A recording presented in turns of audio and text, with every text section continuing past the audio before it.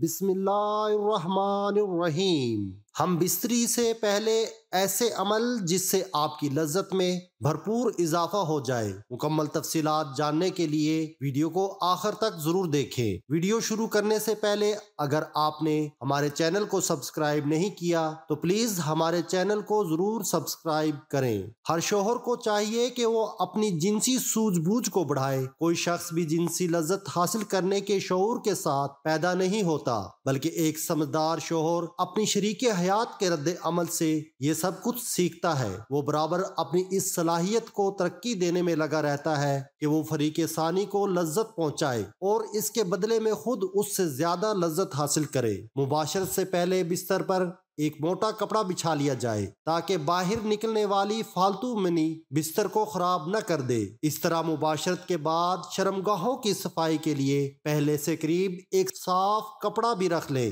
باقاعدہ مباشرت سے پہلے میاں بیوی کا چند منٹ کے لیے ایک دوسرے کے جسم سے کھیلنا دونوں میں محبت پیدا کرتا ہے۔ پہلے دونوں کپڑوں سمیت اپنے جسم کو ایک دوسرے کے ساتھ مسلیں اور کچھ دیر بعد ایک دوسرے کے جنسی اعضاء کو ہاتھ سے ٹٹولیں اور مسل کر اسے لذت دے اور خود بھی لطف اندوز ہوں اور اپنی بیوی کو بھی لطف اندوز کریں۔ لباس اتارنے سے پہلے چند منٹ کا یہ کھیل نہ صرف حصول لذت کا ایک اچھا ذریعہ ہے بلکہ اس سے بیوی کو مباشرت کے لیے مکمل طور پر تیار ہونے میں بھرپور مدد ملتی ہے۔ تاہم اگر مرد سرط انزال کا شکار ہو تو اس سے اس دوران خاص احتیاط کی ضرورت ہوتی ہے۔ میاں بیوی کا جنسی تعلق کوئی گناہ نہیں بلکہ صدقہ ہے۔ بیوی سے صحبت کیسے کرے؟ شریعت مطہرہ نے بیوی کے پورے بدن سے نفع اٹھانے کی اجازت دی ہے، البتہ پچھلے مقام میں صحبت کرنا بیوی سے حرام ہے کہ وہ جمع کرنے کا محل اور مقام ہی نہیں، اس لیے صحبت اگلے حصے میں ہی جائز ہے اور اس کے لیے جو بھی طریقہ اختیار کیا جائے شریعت میں اس کی ممانعت نہیں۔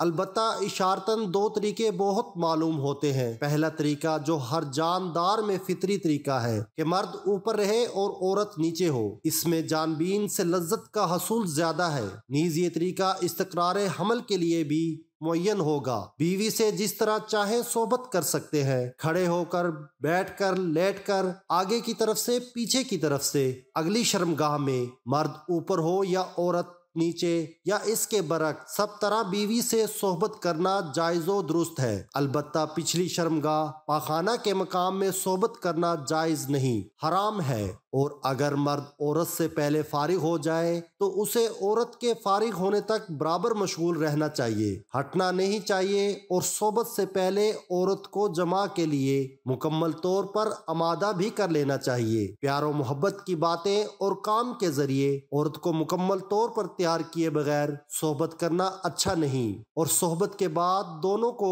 پیشاب بھی کر لینا چاہیے تاکہ اگر منی کا کوئی قطرہ سوراخ میں رہ گیا ہو تو وہ خارج ہو جائے۔ میاں بیوی کے اس عمل کو پہلے سے طے کر لے، یہ ایک بہت لطف اندوز ہوتا ہے۔ بیڈ روم کو رومانٹک بنانے کے لیے اپنے کمرے میں مدھم لائٹ رکھیں، کیونکہ مدھم لائٹ میں عورت کا جسم خوبصورت اور پرکشش دکھائی دیتا ہے۔ اسی طرح کمرے میں اپنی پسند کی خوشبو بھی لگا لیں۔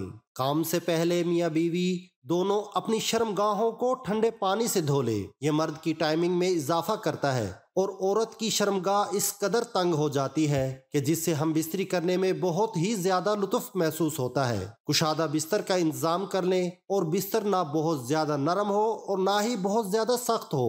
ہم بستری کے لیے میاں بیوی کے پاس وقت کھلا ہونا چاہیے۔ جنسی ماہرین کے مطابق کم از کم 1 گھنٹہ وقت ضرور ہونا چاہیے تاکہ مرد کے ساتھ ساتھ عورت کی بھی فراغت ہو سکے۔ میاں بیوی ایک دوسرے کے لباس اتاریں، اس طرح کرنے سے ایک دوسرے کے دل میں محبت پیدا ہو جاتی ہے۔ شوہر کے لیے بیوی کی شرمگاہ چھونے اور دیکھنے میں کوئی حرج نہیں ہے، لیکن اسے چومنا بے حیائی ہے۔ اسی طرح بیوی کے لیے مرد کی شرمگاہ کو چھونے اور دیکھنے میں کوئی حرج نہیں ہے، مگر اسے چومنا بے حیائی اور اسلام کی پاکیزہ تعلیمات کے خلاف ہے۔ میاں بیوی میں خدا کی طرف سے ہی محبت پیدا ہو جاتی ہے۔ میاں بیوی کا رشتہ ایک ایسا احساس ہے جس میں محبت ہی محبت نظر آتی ہے۔ بعض اوقات کچھ لڑکا لڑکی کی شادی پسند سے نہیں کی جاتی، لیکن وقت گزرنے کے ساتھ ساتھ ان میں ایک دوسرے کی اتنی محبت پیدا ہو جاتی ہے کہ وہ ایک دوسرے کے بغیر نہیں رہ سکتے۔ شوہر جب بیوی سے ہم بستری کا ارادہ کرے تو ہم بستری کی دعا پڑھے۔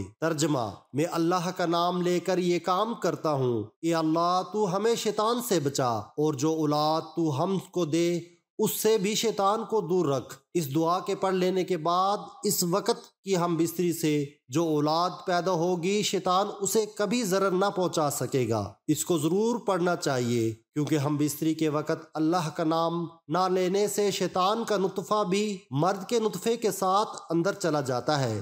صبح کے وقت قربت کے فوائد: جو مرد صبح کے وقت اپنی بیوی کے ساتھ مباشرت کرتے ہیں وہ لوگ کبھی بھی مردانہ کمزوری کا شکار نہیں ہوتے، اور ان کی مردانہ طاقت دن بدن بڑھتی رہتی ہے، کیونکہ اس وقت ان کے جسم میں بے پناہ جنسی طاقت موجود ہوتی ہے۔ اس وقت جنسی کمزوری کا شکار افراد بھی بہتر انداز میں قربت کر سکتے ہیں، کیونکہ اریکشن اپنے عروج پر ہوتی ہے، اور رات بھر آرام کے بعد انسانی جسم صبح کے وقت جنسی توانائی سے بھر چکا ہوتا ہے، اعصاب فریش ہوتے ہیں، اور یہی وہ وقت ہوتا ہے جو مرد اور عورت کے درمیان قربت کے لیے بہت بہتر اور مفید وقت ہوتا ہے، کیونکہ اس وقت مردوں کے ہارمونز عروج پر ہوتے ہیں اور ان کے اندر جمع کرنے کی طاقت پوری طرح جوش میں ہوتی ہے۔ اس وقت قربت کرنے سے بہت زیادہ تسکین ملتی ہے، جس سے مرد اور عورت دونوں کو پوری طرح جنسی لذت ہوتی ہے۔ اس وقت جسم کا انگ انگ زندگی کا مزہ لے رہا ہوتا ہے، جبکہ صبح کے وقت جمع کرنے سے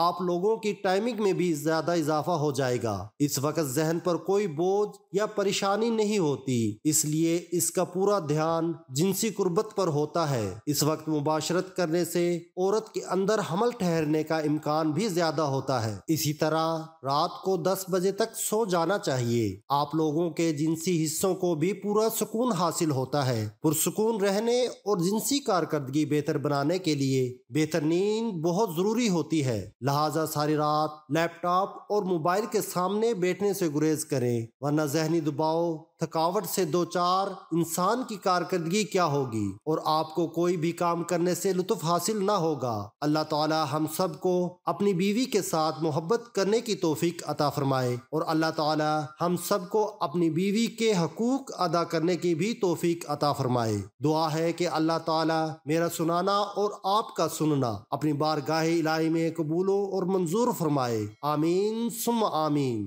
ناظرین، کامنٹ باکس میں اللہ تعالی کے 99 ناموں میں سے ایک نام ضرور ٹائپ کریں۔